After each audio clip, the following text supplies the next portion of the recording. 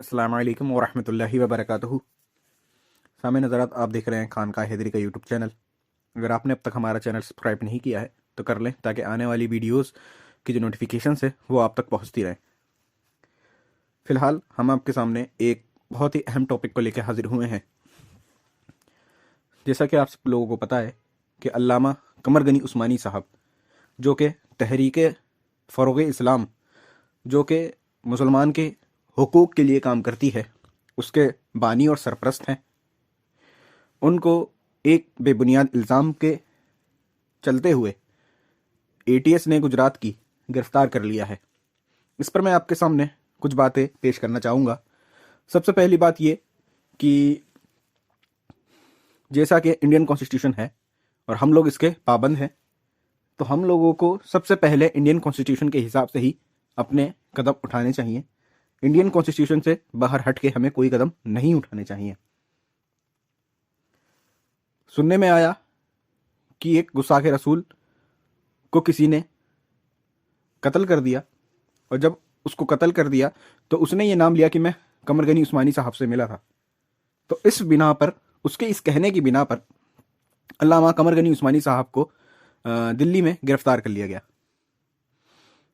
उनका गिरफ्तार होना ये कोई बड़ी बात नहीं है, क्योंकि ये बात भी ध्यान रखें कि जो मुसलमान के हुकूक के लिए बात करेगा या फिर किसी और के हुकूक के लिए बात करेगा, उसको परेशानियां तो आएंगी ही, लेकिन ये वक्त जो है वो सिर्फ मुसलमानों पे भारी है। क्योंकि सिर्फ एक ताकत नहीं, बल्कि बहुत सी ताकतें मुसलमानों के खिलाफ एकजुट हुई हुई हैं और मुसलमानों को नेस्तो नाबूद करने की तैयारी में है। इसी बिना पर हुजूर अलैहिस्सलातु वस्सलाम की शान में गुस्ताखियां होती हैं, अल्लाह तबारक ताला की शान में गुस्ताखी होती है, मुसलमानों को मारने काटने की धमकियां दी जाती हैं। बहरहाल ऐसी बातें होने के बावजूद भी, उनकी हज़ारों की तादाद होने के बावजूद भी, उनकी वीडियोस होने के बावजूद भी और उनके क्लियर स्टेटमेंट होने के बावजूद भी उन्हें गिरफ्तार नहीं किया जाता। यहाँ तक कि उन पर एफआईआर करी जाती है तब भी उन्हें गिरफ्तार नहीं किया जाता। उनके खिलाफ प्रोटेस्ट किए जाते हैं तब भी उन्हें गिरफ्तार नहीं किया जाता। और बहुत सी ताकतें उनके सपोर्ट में लगी होती हैं। लेकिन इसी में मुहाफिज नामूस रिसालत हज़रत अल्लामा कमर गनी उस्मानी साहब को इस वक्त में टारगेट किया जा रहा है। जैसा कि हम सब लोग जानते हैं कि इंडियन कॉन्स्टिट्यूशन के आर्टिकल 19 के मुताबिक freedom of speech and expression का अधिकार हर हिंदुस्तानी को है, और एक बाइज्जत हिंदुस्तानी होने के वजह से ये अधिकार अल्लामा कमर गनी उस्मानी साहब को भी है। लेकिन जो लोग हजरत अल्लामा कमर गनी उस्मानी साहब को जानते हैं, मिले हैं, उनकी बातें सुनी है, उनकी स्पीच सुनी है, या मान लीजिए एक बार भी मिले हैं, तो उनकी बात में कभी भी उन्होंने किसी भी तरीके के वायलेंस को सपोर्ट नहीं किया है, और कभी भी उन्होंने ऐसा कोई कदम उठाने को मना किया है जो कि इंडियन कॉन्स्टिट्यूशन के खिलाफ हो। हमेशा जब भी उनसे कोई किसी ने बात करी तो हमेशा उन्होंने यही कहा कि हम जो भी काम करते हैं वो सिर्फ कॉन्स्टिट्यूशन के हिसाब से करते हैं, कॉन्स्टिट्यूशन पे हमें यकीन है और कॉन्स्टिट्यूशन ही वो है जो कि हमें हमारा इंसाफ दिलाएगा।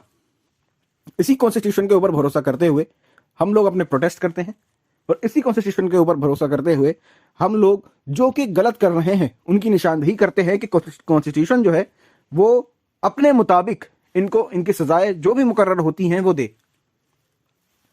हमेशा हमने यही देखा कि अल्लामा कमर गनी उस्मानी साहब ने किसी भी तरीके का वायलेंस, किसी भी तरीके का कानून हाथ में लेने को कभी सपोर्ट नहीं किया है। फिलहाल में किसी के कह देने से सिर्फ उन्हें गिरफ्तार कर लेना यह बहुत गलत बात है, लेकिन हमें कॉन्स्टिट्यूशन पर भरोसा है कि सिर्फ उनकी बातें सुनने के बाद ही वो लोग इस फैसले पर पहुंच जाएंगे कि अल्लामा कमर गनी साहब का इन सब चीज़ों से कोई वास्ता नहीं है, और वो इन सब चीज़ों के खिलाफ रहते हैं। बहुत सी चीज़ें हुई हैं उनके खिलाफ, बहुत सी वारदातें हुई हैं उनके खिलाफ, लेकिन कभी भी किसी ने भी उनको वायलेंस को प्रमोट करते हुए नहीं देखा। हमें उम्मीद है इंडियन कॉन्स्टिट्यूशन से कि वो उन्हें इंसाफ दिलाएगा और वो बेकसूर हैं और उन्हें बाइज्जत रिहा भी किया जाएगा। जैसा कि उन्होंने खुद कहा कि जैसी भी बात होगी मैं खुद कोऑपरेट करूंगा, और कोऑपरेट करना भी चाहिए, क्योंकि जिसने कुछ किया नहीं वो तो बेकसूर है, उसको कोऑपरेट करना ही चाहिए।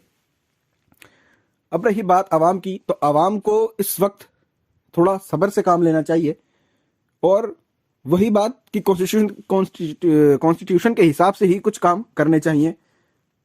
जो कानूनी स्ट्रक्चर है उसके बाहर नहीं जाना है, कोई बेअदबी, कोई खिलाफ आदत वारदात नहीं करनी है।